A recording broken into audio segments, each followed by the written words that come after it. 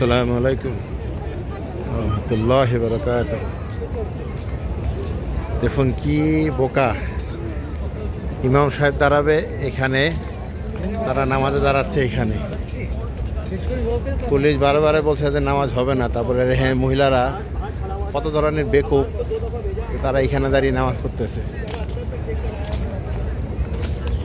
সবাই যাচ্ছে নামাজ পড়তে এই লাইনে।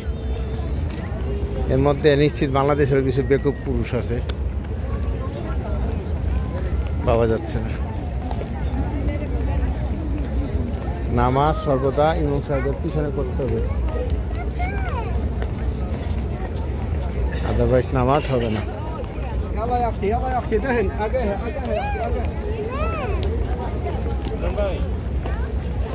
यार डायल तो लेख ला